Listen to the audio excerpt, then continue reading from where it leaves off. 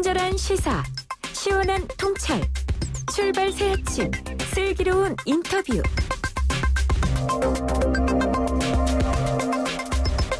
네, 오늘은 슈퍼 여당의 독주를 견제하는 제1야당의 사령탑이시죠.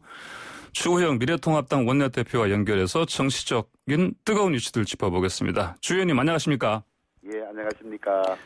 자, 어제 박지원 국정원장 후보자 청문회가 있었습니다. 추호영 원내대표시니까 당연직이시죠. 국정위 청문회로 당연히 참석하셨고.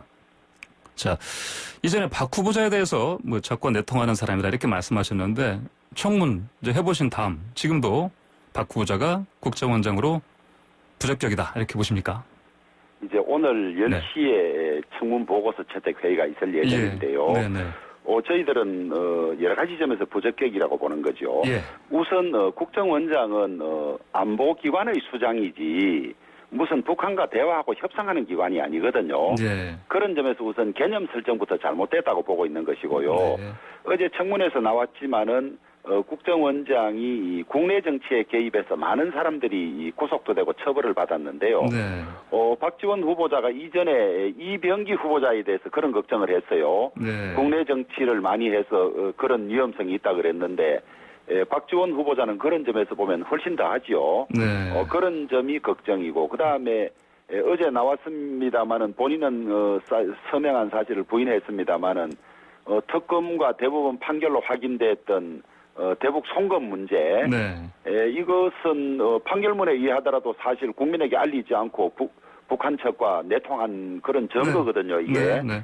그런 점에서 저는 부적합하다고 보고 그다음에 또 미국과의 신뢰, 소위 이제 정보기관들끼리는 정보 교류가 있는데 예. 그 정보기관이나 수장에 대한 믿음이 없으면 네네. 고급 정보를 주지 않거든요. 예. 그런 점에서 과연 박지원 후보자가 미국이나 이런 데로부터 정보를 주면 이 정보가 보안이 지켜지고 네. 할 것이냐 이런 데 대한 확신을 못 주고 있다.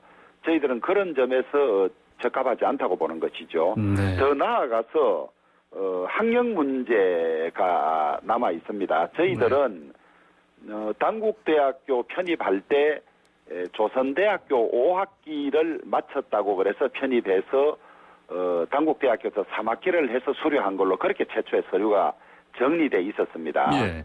그런데 조선대학교에 다니는 흔적이 전혀 없는 걸로 나와요. 예.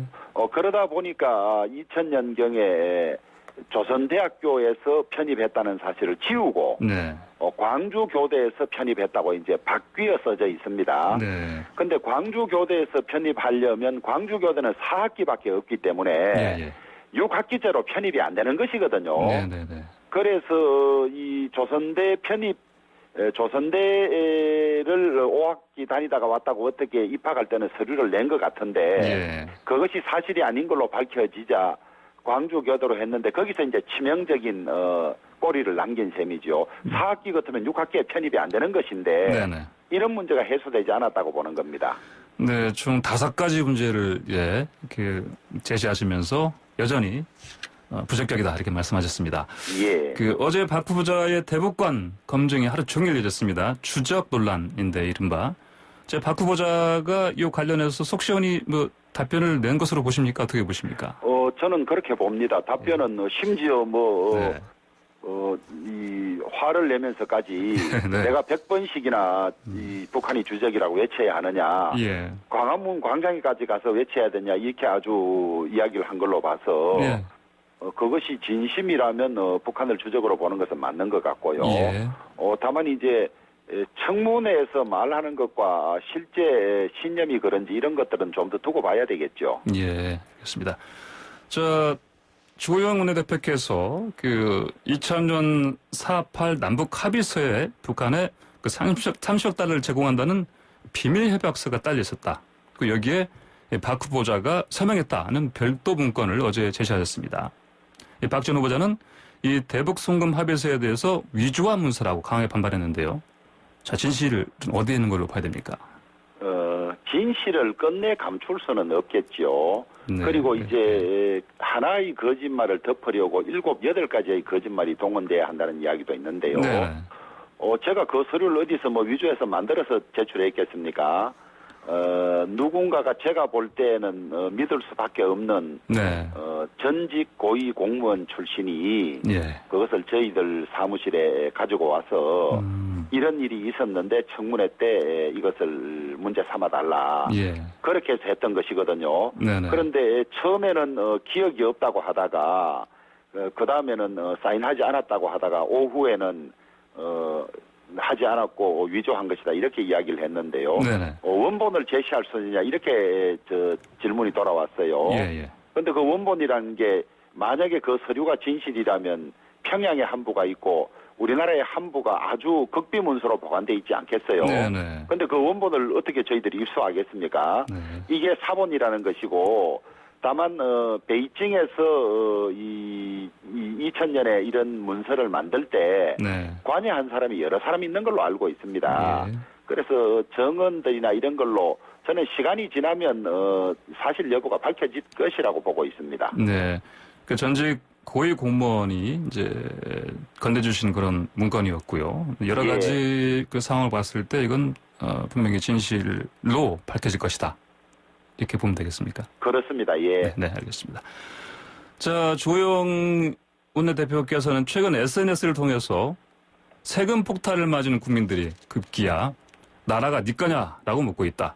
뜬금없는 행정수도 이전으로 봉창 두들릴 일이 아니다라고 이제 행정수도 이전에 대해서 강하게 비판했습니다. 자, 이 사안 어떻게 보고 계십니까? 우선 행정수도 이전은요. 네. 서울 수도권 집값이 폭등하자 이 관심을 돌리고 또 이렇게 하면 집값이 내려간다는 걸 그런 방법으로 보여주기 위해서 갑자기 제기한 문제예요. 예. 이것이 대통령의 대선 공약도 아니었고 불과 몇 달밖에 지나지 않았습니다마는 총선 공약도 아니었고 예. 또 그 이틀 전에 하루 전인가 이틀 전에 있었던 대통령의 이 국회 개원 연설에서도 언급이 전혀 없었던 겁니다. 네네. 저희들은 왜 이 문제 제기가 됐는지를 들은 바는 있습니다만은 네. 확정이 없어서 이야기하기는 어렵고요. 네. 그다음에 지금 국민들이 이게 나라가 네 거냐 무슨 세금 올리고 뭐 하는 것을 뭐 마음대로 그냥 조물딱거린다 이런 이야기죠. 예. 이 행정수도를 이전하려면 2004년에 있었던 헌법재판소 유연 결정 문제가 먼저 해소돼야 하는 것이고요. 네. 문재인 정권의 부동산 정책 실패를 행정수도로 물타기 하는 것이다. 네. 뿐만 아니라 이 대선을 앞두고 네. 지난번 노무현 대통령께서 선거에서 재미 좀 봤다고 한 이 재미를 다시 보려고 하는 것으로 그렇게 네. 보고 있고요. 네. 다만 우리는 이 유연성 문제가 해결되기 전에 또 진정성 없이 낸 이 행정수도 이전에 대해서는 반대하지만은 예. 국토 균형 발전이나 지방 소멸 이런 문제는 여전히 남아 있기 때문에 예. 이것을 행정수도 이전의 문제로 풀 것이 아니라 전체적인 국토 균형 발전 또 농촌이나 지방 소멸 문제 이런 전체적인 차원에서 논의해야지 예. 충청권 표심을 염두에 둔 행정수도 이전 위헌성 문제도 해결되지 않은 것을 이렇게 급작스럽게 제기하는 것은 참 나쁜 일이다 이렇게 보고 있죠. 네. 자, 그런데 우리 같은 통합당 내부에서 이 긍정하는 일부 의원들이 이런 분위기가 또 감지되기도 합니다. 이런 분위기 어떻게 봐야 되겠습니까?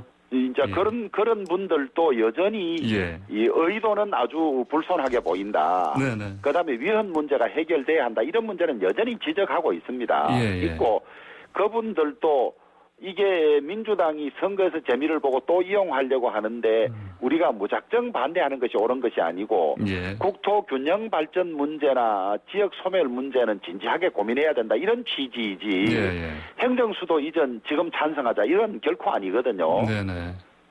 네, 알겠습니다. 그러면 이제 방금 말씀하신 대로 전체 국토 균형 발전 이게 중요한 건데 큰 그림으로 봤을 때 지금 어떤 부동산 문제도 일으키고요. 수도권 집중 과밀 현상이 어떻게 해결하는 게 좋다고 보십니까? 그런데 세종시가 만들어졌다고 해서 예. 수도권 과밀화 현상이 조금은 해결됐겠지만은 국민들이 체감할 수 있는 수도권 과밀화 해소는 전혀 없다는 겁니다. 예. 그것은 그냥 행정수도 하나를 단순히 이 무슨 세종으로 이전해서 해결될 문제가 아니라 예. 국가 전체적으로 어떻게 균형 발전을 할지를 아주 치밀하고 네. 전문가들이 많이 모여서 논의해서 될 문제인데 이것을 선거에 이용할 목적으로 이렇게 불쑥 던져서 혼란만 야기하는 것은 여당으로서 참으로 나쁜 태도라고 보죠. 예, 그러시군요. 자, 치솟는 부동산 앞에서 국민을 죄인시하면서 중구난방한 화풀이 대책을 쏟아낸다. 이렇게 정부의 부동산 대책을 꼬집으셨습니다.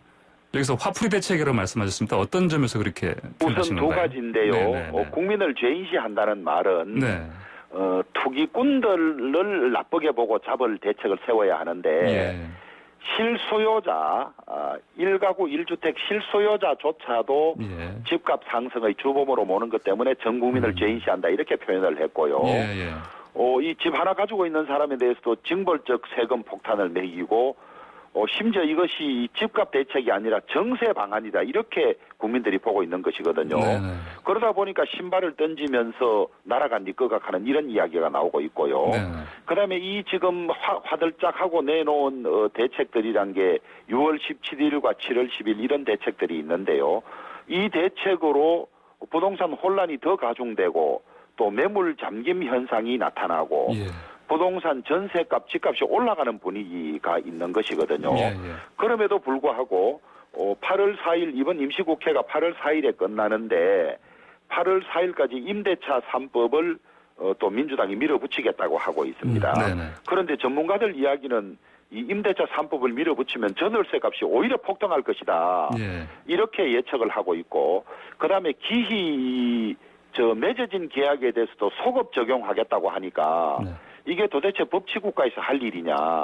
그러니 제가 요약해서 전 국민을 죄인시하고 예. 화풀이 대책만 내고 있다고 표현한 것이죠.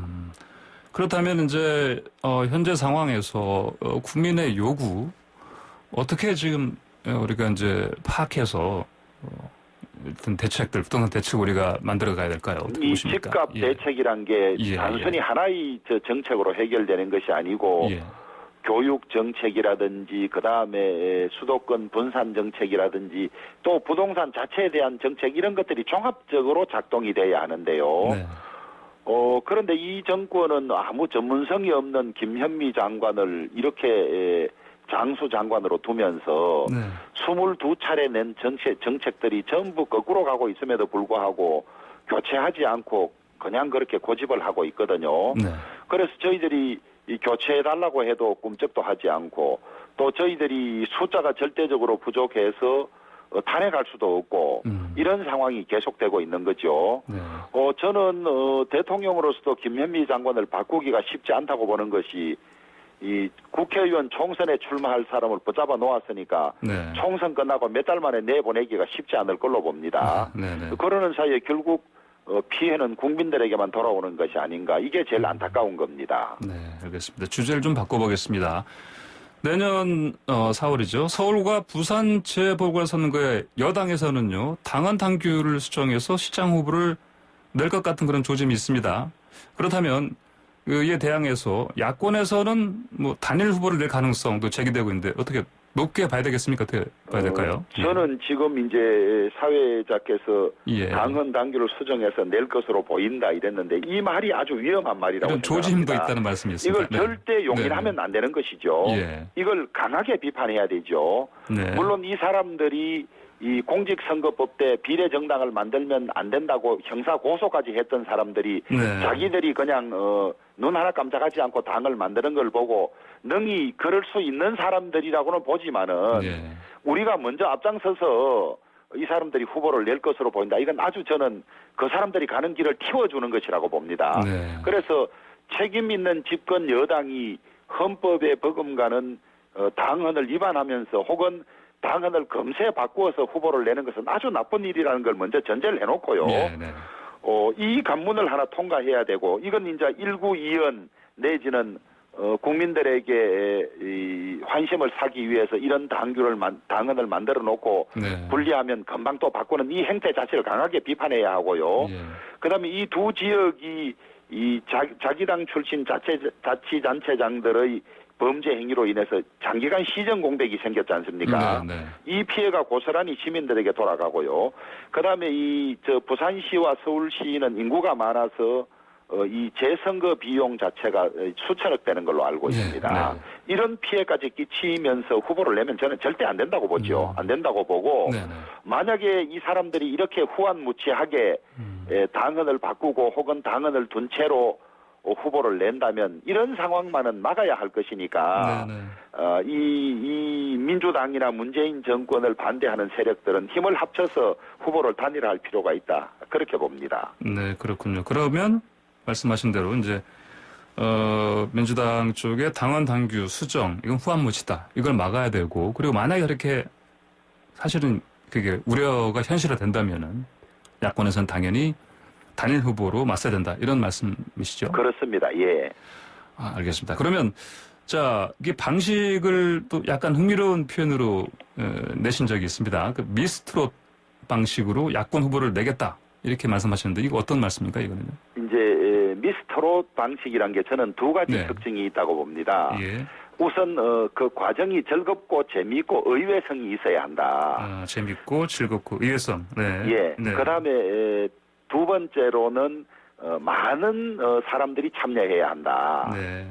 그렇게 봅니다. 그런데 지금까지 저희 미래통합당의 후보 선출 방식은 당원들이 투표한 것을 50%, 그다음에 네. 여론조사를 50% 이렇게 했거든요. 네네. 그러니까 이게 당내 행사에 머무르는 그런 경우가 많았습니다. 네네. 그래서 이번에는 국민을 상대로 단순히 여론조사를 할 것이 아니라 많은 국민이 참여하는 방식이 돼야 할 것이다. 네네. 그리고 그 후보를 정하는 과정 자체가 아주 재미있고 의외성이 있어서 일반 국민들도 관심을 가지고 참여하고 그것이 화제거리가 돼야 한다. 이제 이것을 저희들은 미스트롯 방식이라고 보고 있고 예. 아마 그런 과정으로 그 경선 방식을 설계해 나갑니다. 그러시군요. 알겠습니다. 자, 재미있고 의외성이 있고 국민 다수가 참여할 수 있는 그런 과정을 통해서 단일 후보를 내겠다. 이런 말씀이시로 예, 이해하겠습니다. 자, 추미애 장관에 대한 탄핵소추안 냈지만 부결됐습니다.